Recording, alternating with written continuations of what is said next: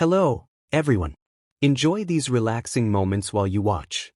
I traveled back to the day when the rich girl confessed her feelings to me. The young girl was wearing a white dress, her brows soft and gentle. I like you. In the next second, I heard her inner voice. He really believes it. Disgusting.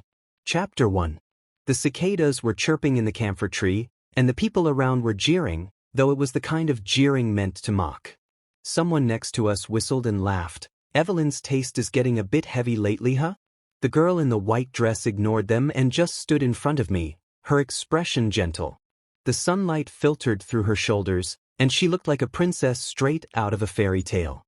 Evelyn, stubborn as always, pressed against the handlebars of my bike, standing on tiptoes, staring straight at me. She said, "Lucas, I like you." In her eyes, I saw my reflection, an awkward, stiff, 17-year-old boy, thin and frail in an oversized school uniform. I was frozen in place, my face burning red, my hands trembling helplessly. After all, this was Evelyn, the girl I had secretly been in love with for a long time. I was about to blurt out, "I like you too," when I heard the heart of the pure-looking girl in front of me. He really believes it. Disgusting. I was stunned for a moment and looked at Evelyn again. She was smiling gently, with no sign of the disgust she was feeling inside. She was waiting confidently for my reply. After all, everyone at South City High knew I was Evelyn's simp. Under everyone's watchful eyes, I suddenly took a step back. "Sorry, I don't like you." Evelyn's expression turned ugly for a moment. No one had ever rejected her before. Just then, a silver-haired girl walked by arrogantly, as if she hadn't noticed the drama unfolding here. I recognized her. She was the notorious school bully, the queen of our school, and Evelyn's arch-nemesis. I pointed at the school bully and said to Evelyn, "I like her type." "You're too childish, you understand?" I wobbled my bike's handlebars. "So, Evelyn, move aside." Evelyn must have been bewildered, not understanding how the boy who had adored her a second ago could now tell her to get lost. She stiffened, placing her hand on my handlebars, an intense unease showing between her delicate brows. She bit her lip and asked, "What's wrong with you?" She held onto my bike. I was afraid to pull too hard and accidentally hurt her, leaving me stuck in a dilemma. In the next second, however, the silver-haired girl reached over and grabbed my handlebars, yanking them free from Evelyn's grip with a twist of her wrist. "Didn't you hear him? He told you to move." Her voice was crisp, with a hint of coldness. I turned my head slightly. The silver-haired girl had waist-length hair, her side profile delicate yet exuding an aura that warned people to stay away. Her long silver hair shimmered in the light, cool and rebellious. And then I heard the school bully's panicked inner voice. "Shit, he's looking at me." Chapter 2. The school bully rescued me from Evelyn's confession and pushed my pink bike forward. A small group of boys passing by teased her. "Becca, when did you stop riding your motorcycle?" She kicked one of them, cursing, "Get lost." I walked beside her, feeling incredibly awkward, and mustered up the courage to speak. "Hey, school bully." "Rebecca." I froze for a moment before realizing she was telling me her name. She lowered her eyes and asked softly, "Do you like me?" My first instinct was to shake my head, but then I heard her eerie inner thoughts. Anyone who's used me as a shield ended up in concrete pillars. So I immediately nodded my head vigorously. Rebecca had a pair of charming, almond-shaped eyes. Right now, she smiled, stopping in her tracks, reaching out to pinch my cheek. Her thumb brushed over the mole under my eye, and she slowly said, "From now on, you'll help me with my homework, watch me practice dancing, and give me rides to and from school. Treat me 10 times better than you treated Evelyn, got it?" Even though she was shorter than me, I instinctively shrank back. I was a bit confused and asked, "What do you mean?" She condescendingly patted my face, smiling sweetly, "It means I've accepted your pursuit." Rebecca, with her silver-dyed hair, ear piercings, and a face screaming high maintenance. Suddenly, I felt like maybe going back to battle Evelyn was a better option. Chapter 3. I followed the road back home, guided by my memories. This was the Villa District. I was 17 when they brought me back from the countryside. At 17, I didn't understand many things, like why my mother was the legitimate wife, Yet I had an older half-brother, Diego, who was just a few months older than me. Everyone liked Diego, including Evelyn. Evelyn and Diego were childhood sweethearts from the beginning.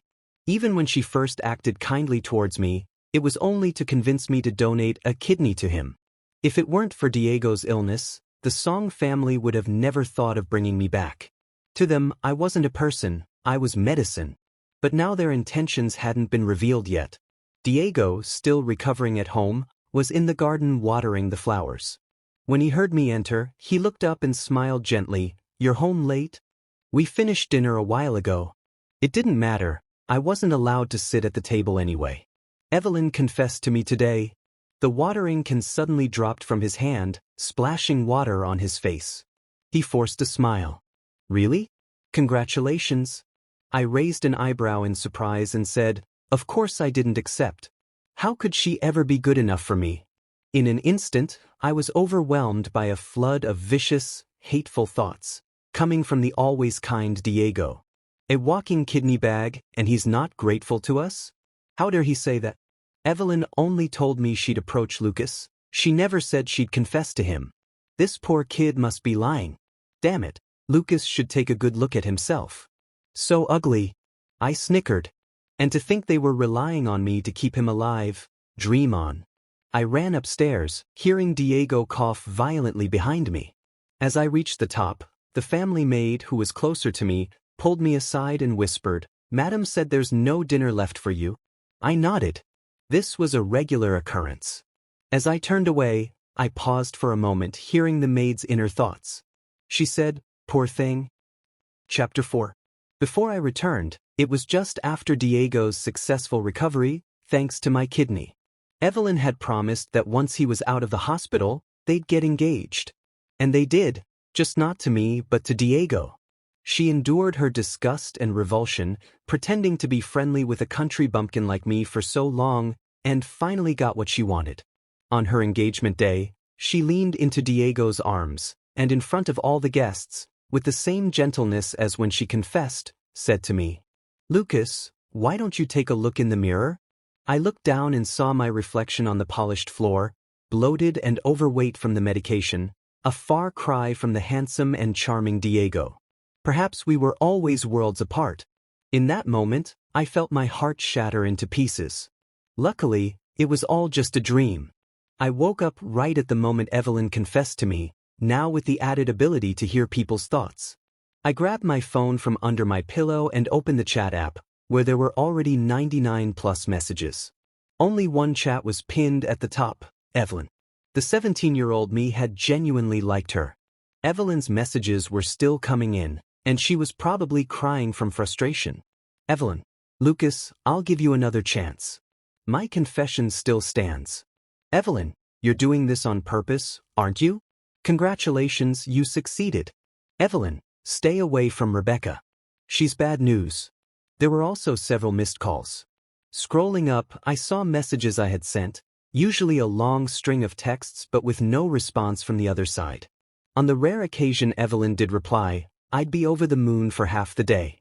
And now Evelyn was still flooding my phone with messages. With a swift motion, I blocked her. Then I slowly opened the class group chat. Sure enough, they were discussing the incident from this afternoon. The school flower and the school queen fighting over a guy. Such a boring headline. They even posted pictures from the scene. I clicked on one, and my face immediately flushed. In the photo, the silver-haired girl was standing in front of the boy so close it looked like she was leaning into my arms. She was staring at Evelyn with a provocative look, raising an eyebrow. The chat continued to scroll. Who's this guy anyway? Looks like a total country bumpkin. Even the heartthrob from Third High didn't manage to win over Becca. We usually can't post Becca's pictures without her permission, but she didn't say anything today. Guess it's real. I exited the chat and saw a new friend request notification. The username was BC with a note that read, Lucas love interest? My heart skipped a beat and I accepted. Lucas, I've accepted your friend request. We can start chatting now. After a brief pause, she sent a voice message. Her voice was teasing, just friends? I tried to pause the voice message but fumbled, accidentally hitting the video call button. she answered, and suddenly her beautiful face appeared on the screen, so close that her eyelashes seemed like they could brush against my face. I unconsciously pulled my phone back a bit. A laugh came from the other side of the screen, and Rebecca said softly, "Lucas, why is your face so red as soon as we start talking?" I couldn't say a word for the longest time. Then, from somewhere behind her, I heard someone yell, "Becca, we want to see your boyfriend too.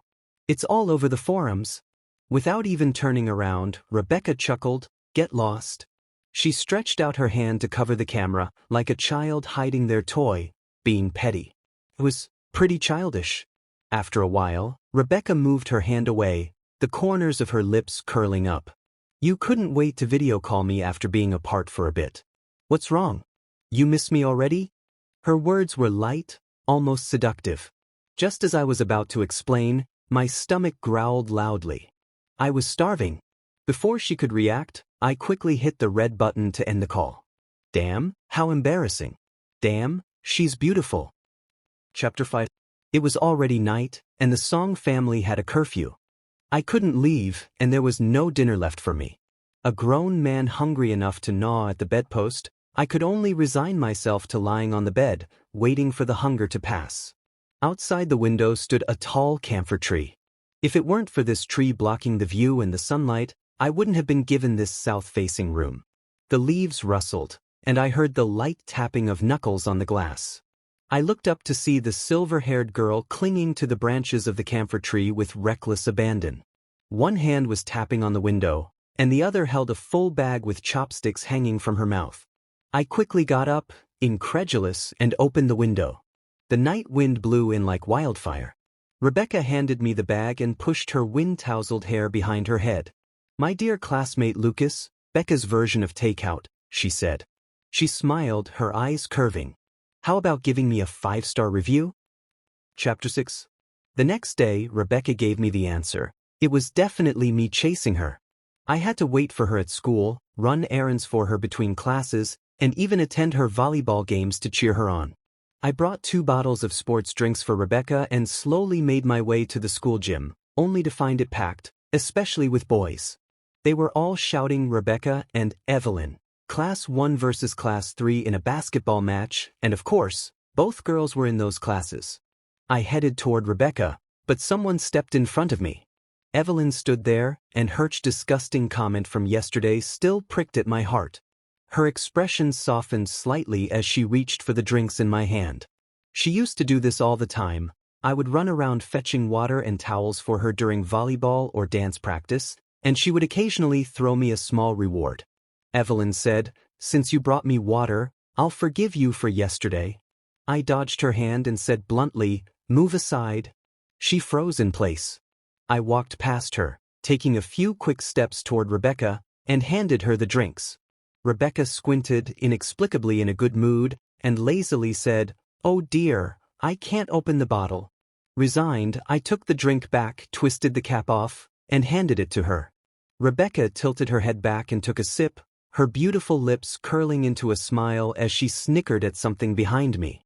Suddenly, I heard her thoughts. "Ugh, I can't stand people who overthink." I turned around and sure enough, Evelyn was still standing there, looking a bit flustered. Her face was red with anger, and when she noticed me looking, she averted her eyes. She was upset and I was thrilled. Chapter 7. Rebecca was in top form, unstoppable, a total sports goddess. The gym was filled with waves of cheers. Evelyn, on the other hand, seemed unusually distracted, frequently glancing toward the audience where we were sitting. She was practically crushed. Rebecca's team won without any suspense. After the game, Rebecca walked over to me, her hair tied up in a rare high ponytail, looking radiant and youthful. I handed her some water, and she leaned down, beckoning me with a finger. I obediently leaned closer, my face and neck enveloped by her scent. Rebecca draped her arm over my shoulder, playfully pouting, "You watched my game, and you've got nothing to say?" I blinked. While the guys nearby had been shouting, "Becca is so cool," for half an hour, I looked up at her and hesitantly said, "Becca is cool." In the next second, something covered my head. It was Rebecca's school jacket, which she had left by the sidelines before the game. The scent of her soap filled the air around me. I heard someone rush over to check on her. "Becca, why are your ears and face so red? Are you feeling unwell?" Rebecca, rare in her embarrassment, snapped, "Stop talking." Chapter 8. Life without Evelyn at the center was so much easier. My earliest memory of Rebecca was from the time I came out of a convenience store and stumbled upon her fighting with students from another school. I crouched against the wall, scared of getting caught in the crossfire. When it was finally quiet, I dared to look up. Rebecca was the only one left standing. She leaned against the wall, looking at me with a smirk. I was a tall guy, over 6 feet. What was I scared of? I was scared. Rebecca asked, "Got a Band-Aid?" I did. After hesitating for a moment, I walked over and handed her one. She held out her hand, showing a small scrape on the back of her pale hand, clearly wanting me to put it on for her. Rebecca looked down and asked, "You're from B-High?" I nodded. "Which class? What's your name?" Afraid that she might hunt me down later, I mumbled, "I'm just the guy who's always liked Evelyn." It wasn't wrong. At a high, maybe no one knew the name Lucas, but everyone knew Evelyn's simp. Just as I was about to put the Band-Aid on her, Rebecca suddenly pulled her hand back, her expression cold. She scoffed, "Boring?" I must have said something that upset her. She walked away, her back looking thin and unsteady. But now, surprisingly, Rebecca seemed easygoing. Even when she got mad, she was quick to forgive. On the other hand, Evelyn always felt unpredictable when she was nice. It seemed like she really liked me. When she wasn't, she was downright cruel. Fortunately, I no longer had anything to do with her. Or so I thought until Evelyn showed up at the song house after school. I had gone downstairs to get some study guides and ran into Diego, who was happily walking out of the piano room. "Evelyn, it's been so long since you visited me," he said, with a trace of complaint in his voice. Evelyn stood silently for a moment before asking, "How's your recovery going?" Diego rambled on, "I've been such a burden to our parents, but I'm okay. You don't need to worry. I'll ask the maid to cut some fruit for you. You love fruit, don't you?" "Yesterday." Evelyn cut him off, pressing her lips together. "No need." She looked up toward the stairs and made direct eye contact with me. She stared at me and said, "I'm here to see Lucas." Diego froze as if he hadn't heard her right and repeated, "Evelyn, who are you here to see?" Evelyn ignored him and stubbornly kept her eyes on me. "Lucas, come down and talk." Under her gaze, I slowly walked down the stairs. I grabbed the math study guide I'd left on the table and sighed. "It's not that I'm ignoring you. I was on a video call with Rebecca about math problems. If I keep her waiting, she'll get mad." Diego's face turned pale. Evelyn's face darkened. Chapter 9. That night, Diego threw a fit, demanding to return to school. Being the family's darling, and with his health improving recently, the family agreed. After his return to school was arranged, Diego's mom, for the first time, deigned to speak to me at length. Half advice, half threat, her words boiled down to one thing: I was to be Diego's study companion. Diego's mother said, "Lucas, don't forget that the reason you're able to attend this school is because of the resources I provided." She had always looked down on me as some country bumpkin and never really took me seriously. My dad only got where he was thanks to Diego's mom, a wealthy heiress, so her status was naturally higher. I nodded in silence. When the conversation ended, my dad finally spoke, calling my name, "Lucas?" I turned around. He said, "Don't call Diego your brother at school. It's hard to explain. Same father, 2 brothers, just a few months apart. Who could explain that?" Chapter 10. Diego's return to school stirred up quite the commotion. He had taken a break for half a semester due to his illness, but during his time at school, he had been a figure of influence. He and Evelyn were in the same class, and lately, they had been appearing inseparably together. Naturally, the rumors between me and Evelyn quickly died down. Diego, backed by his parents, freely ordered me around. Living under their roof, I had no choice but to comply. On a scorching summer afternoon, I had to run errands to buy ice cream for him and his gang. By the time I returned, drenched in sweat, they were laughing with their feet on my desk. "That Lucas, you can tell he's a poor kid from the countryside. First clinging to Evelyn, now hanging out with Rebecca. Lucas's grades are terrible. He's nothing compared to Diego. Evelyn and Diego are childhood sweethearts. Diego, what's Lucas to you anyway? I've never seen a dog so obedient. They laughed again as if they had just heard the world's funniest joke. One of them kicked my desk again. Suddenly, someone said, "Hey Diego, Lucas has the same last name as you." Diego's smile froze for a moment but quickly returned to normal. Lucas is the son of our driver. My dad pulled some strings to get him into this school.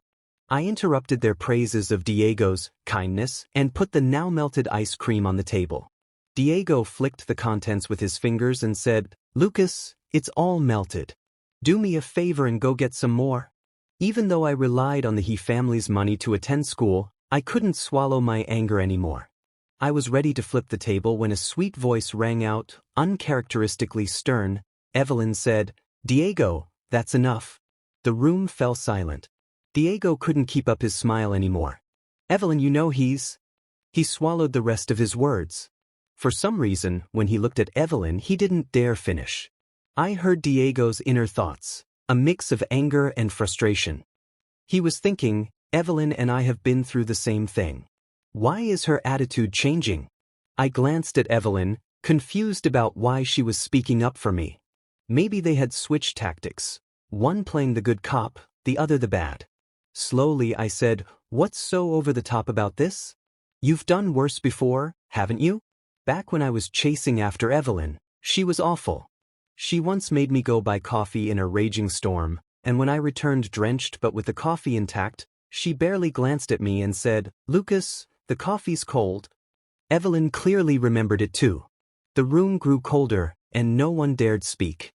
Suddenly, I felt someone's arm hook around my neck from behind, pulling me against a soft, feminine body. The silver-haired girl, Rebecca, was smiling, but her gaze was fierce. "So this is where you've been, running errands for people?" Rebecca scanned the room. Everyone she looked at paled. To this day, the school forums were still buzzing with posts about Rebecca. Her reputation as the school's queen was widespread. Making him run errands, Rebecca's voice was sharp, enunciating every word.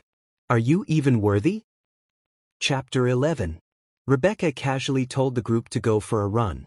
None of the boys dared to argue. They obediently did as she said. Even Diego wasn't spared. A bunch of them ended up drinking the melted ice cream and running laps under the scorching sun while classmates watched from the balconies.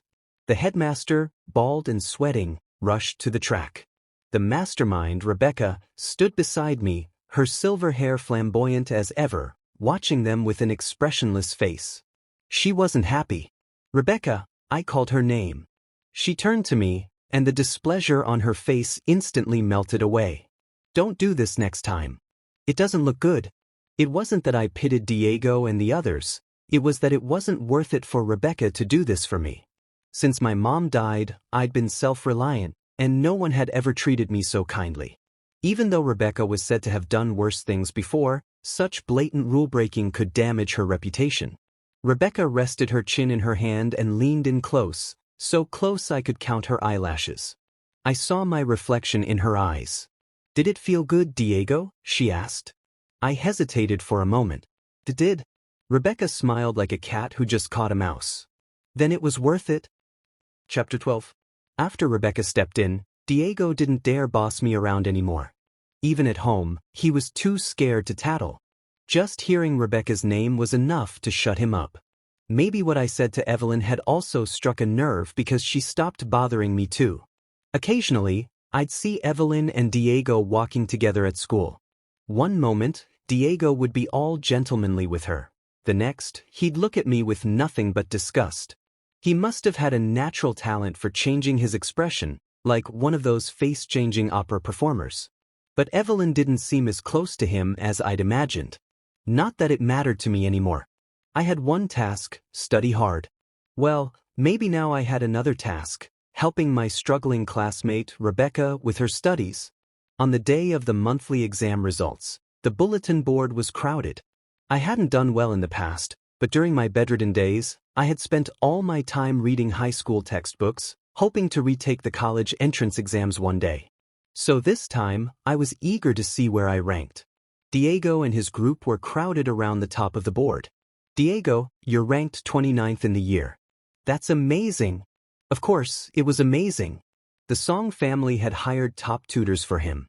First place, as expected, goes to Evelyn. They turned around and saw me searching from the bottom of the list, snickering.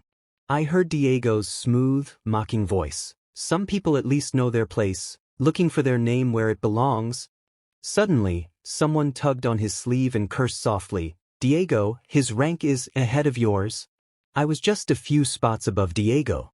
He stared at the board, stunned, unable to believe it.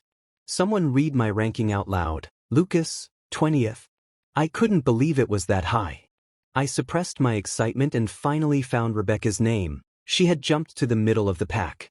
Lucas's tutoring sessions were working.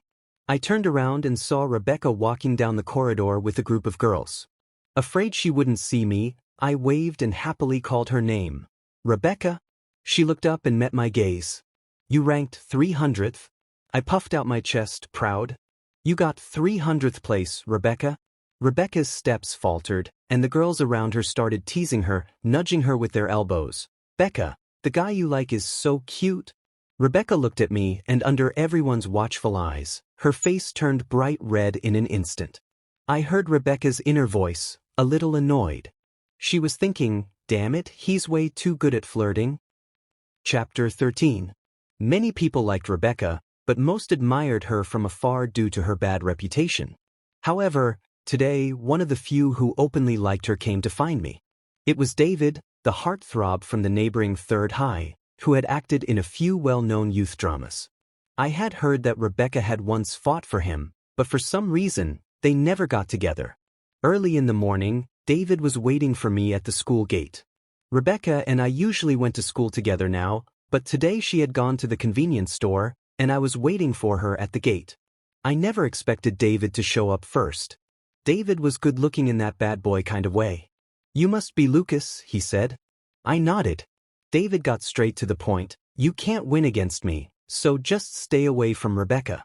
Becca's cold on the outside but kind on the inside, and sometimes she just pities people, which can give the wrong impression. Besides, it was all over the forums last night. If I were you, I'd be too ashamed to show my face at school. Becca's only interested in you for the moment. If you keep pushing, you'll only embarrass yourself. Forums? What forums? Before I could respond, David's eyes lit up as he looked past me, calling out, Becca? Before I could react, a cup of soy milk and a bun were shoved into my hands.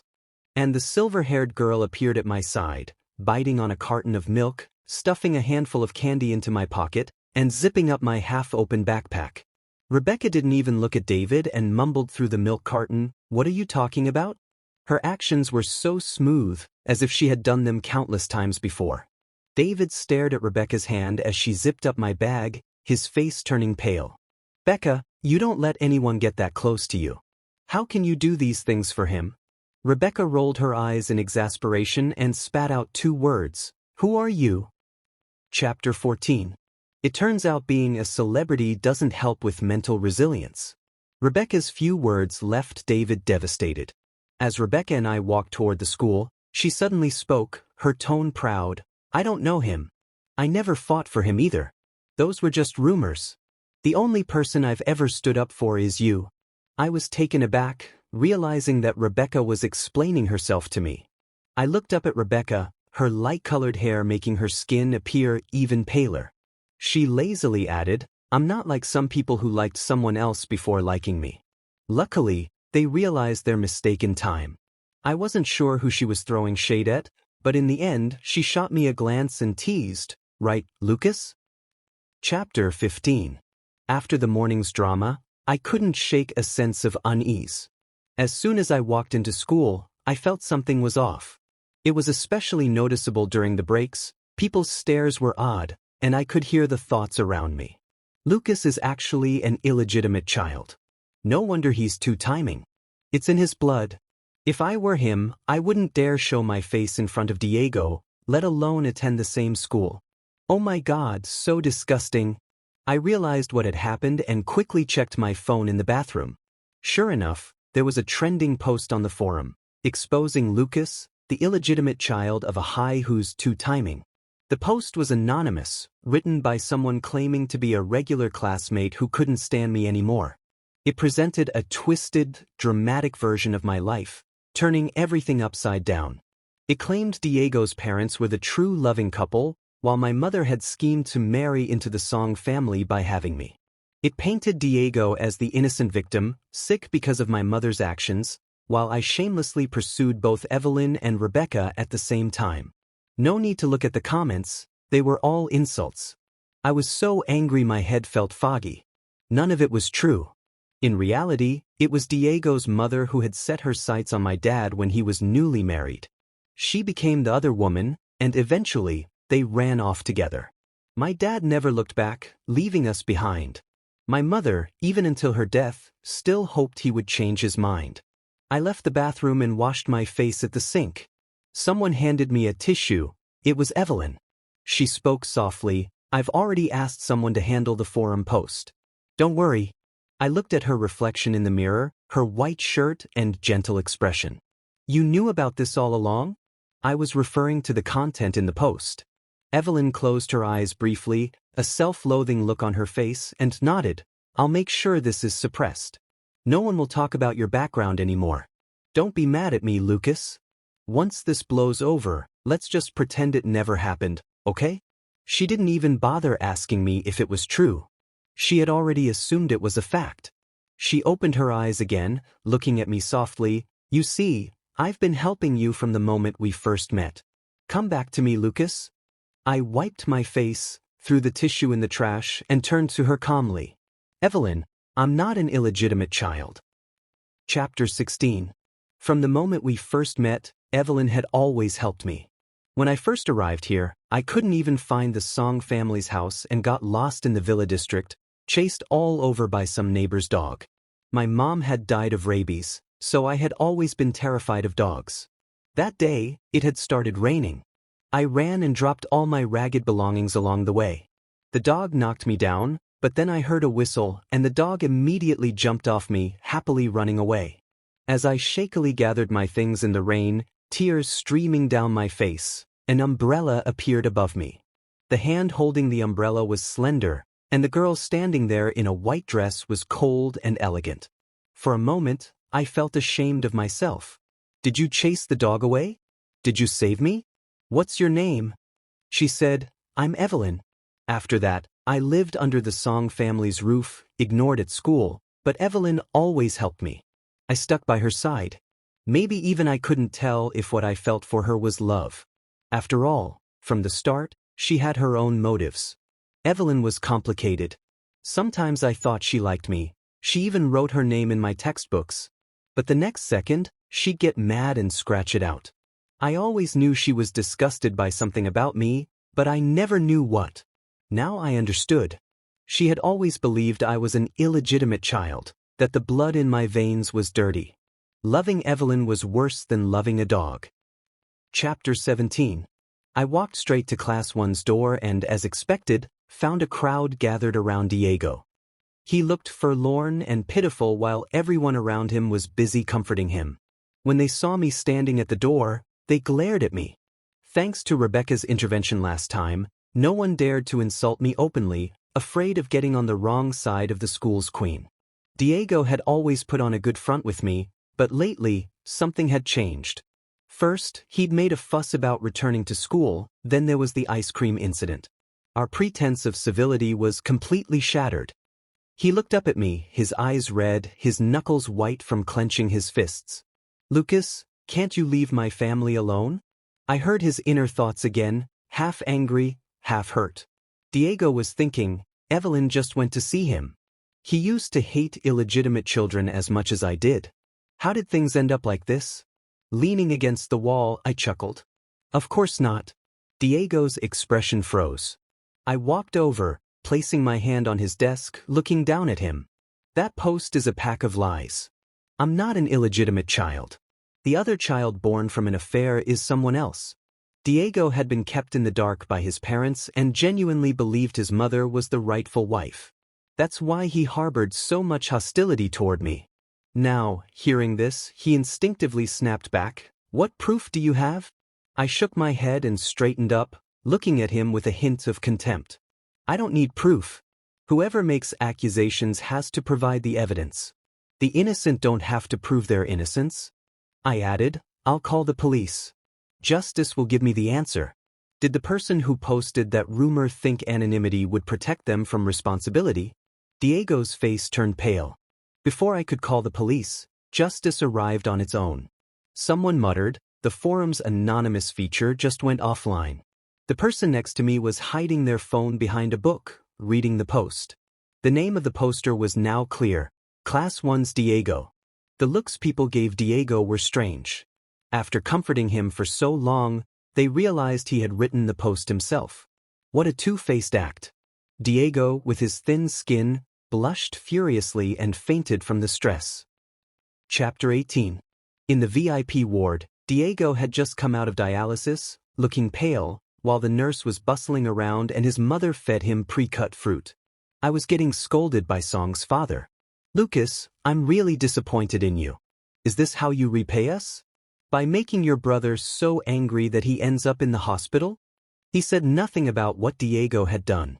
I lowered my eyes in annoyance, staring at the spotless floor, and thought about the time I was left alone in the hospital.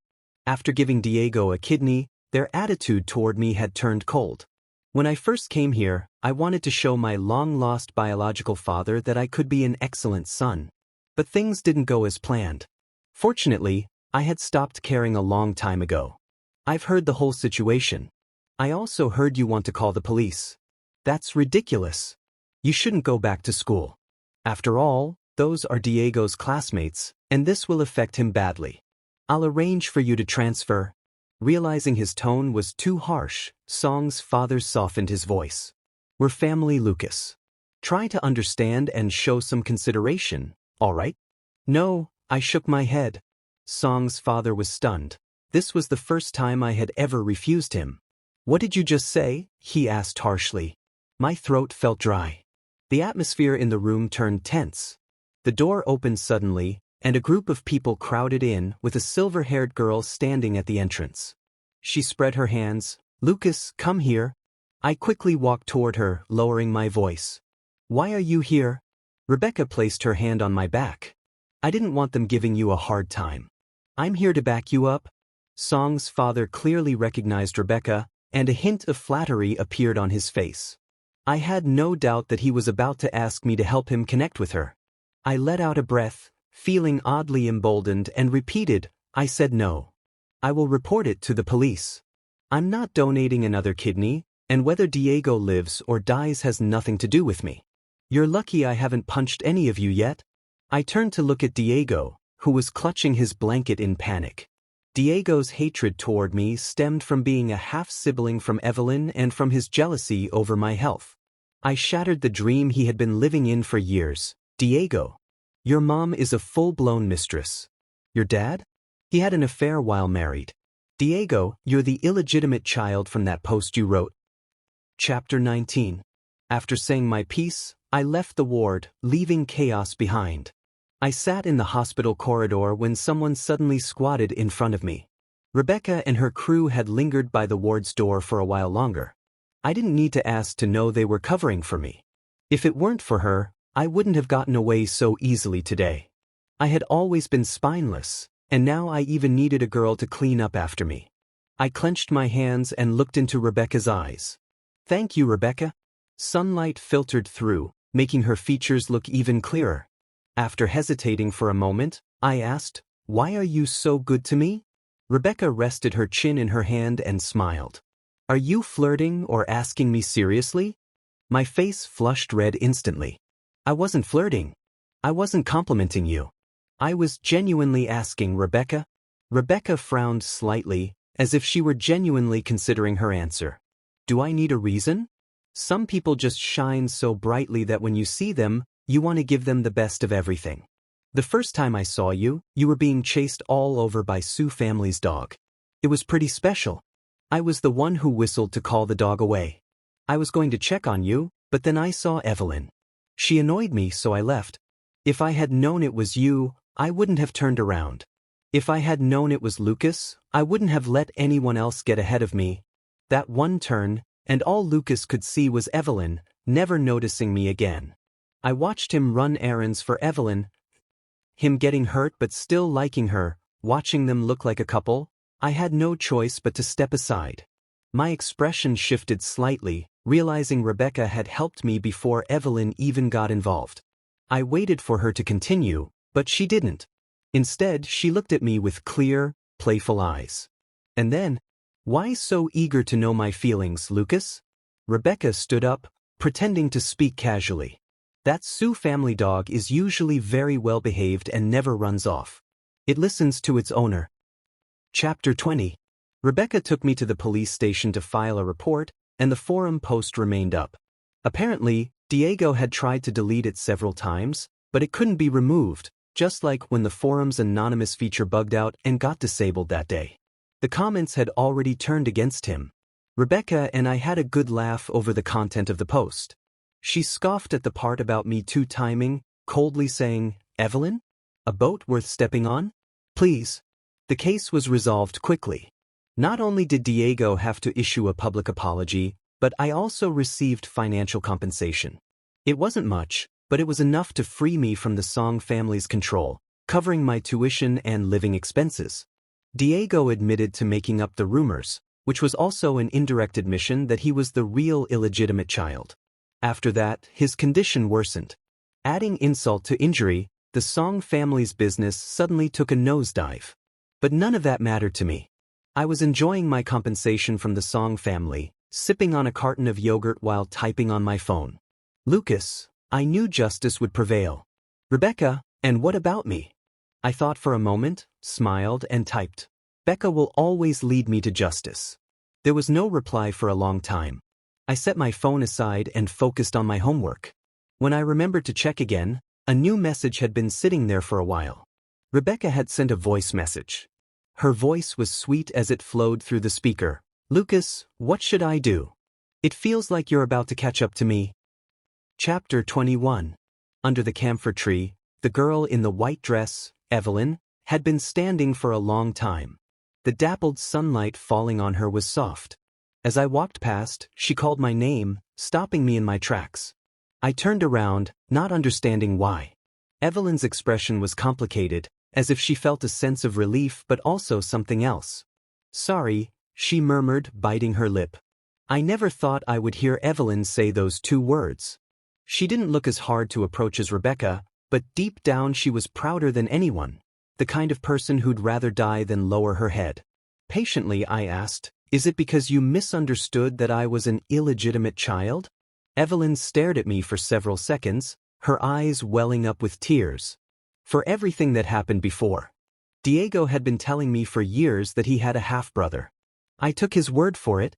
Seeing that I showed no reaction, Evelyn lowered her eyes, looking fragile like glass. "Have you met my little brother?" Before I came back in time, yes, I had. He was an adorable, chubby kid who liked chasing after Evelyn, but Evelyn treated him indifferently, even cruelly. After a pause, Evelyn spoke, reopening an old wound. "He's the child of the woman my father kept outside our home." It dawned on me that Evelyn's conflicting attitude toward me was her way of projecting her own pain. She had even helped the Song family deceive me because, in her eyes, it was something I owed them. "Evelyn," I suddenly called her name, giving her a gentle smile. She looked up, holding her breath. It had been a long time since she'd seen me smile at her. I could hear the bitterness in her heart. "But I really, truly like Lucas." "I like you," I said, watching as Evelyn's eyes lit up. I let out a sneer. "Did you really believe that?" "Disgusting." Evelyn needed to understand that some things can't be fixed with a simple apology. I threw those same words back at her. Evelyn staggered slightly, staring at me in silence and pain. Perhaps, in that moment, she finally realized what she had lost. "Lucas," a lazy voice called from behind me, tinged with irritation. I turned around quickly to see Rebecca standing not far behind us, holding a strawberry-flavored ice cream. Her beautiful face was cold, and I suddenly felt like I had been caught cheating. Forgetting Evelyn, I quickly walked toward Rebecca. Just 2 steps away from her, she suddenly threw herself into my arms. I caught her, steadying her, but I heard her let out a small cry of pain. I immediately looked down. Did you hurt yourself? Where does it hurt? Rebecca took my hand, slowly guiding it to her chest, just above her heart. Under my palm, I felt her soft skin and the intense, rapid beating of her heart. I looked up to see that there wasn't a trace of pain on her face. Instead, she tilted her head, her expression playful and mischievous. It hurts right here. I sighed helplessly. Rebecca pouted. Dear Lucas, I can understand that there are other girls around you. After all, we're not officially together. But as your pursuer, I'm feeling a little insecure. So, I've decided to change the word pursuer to something else. Can you guess what word? What word? Rebecca stomped her foot and gritted her teeth. Girlfriend? I couldn't hear any more thoughts, just the sound of 2 hearts beating loudly. Neither of us said a word as the sunlight poured down. In any case, there was still a long road ahead and a lot of life left to live. After all, this was a new beginning. In reality, the school queen, Rebecca, wasn't that hard to catch after all. If you enjoyed this story, we invite you to give it a like and subscribe to our channel. Your support motivates us to keep bringing heartwarming stories almost every day. We are very grateful for your support. See you soon.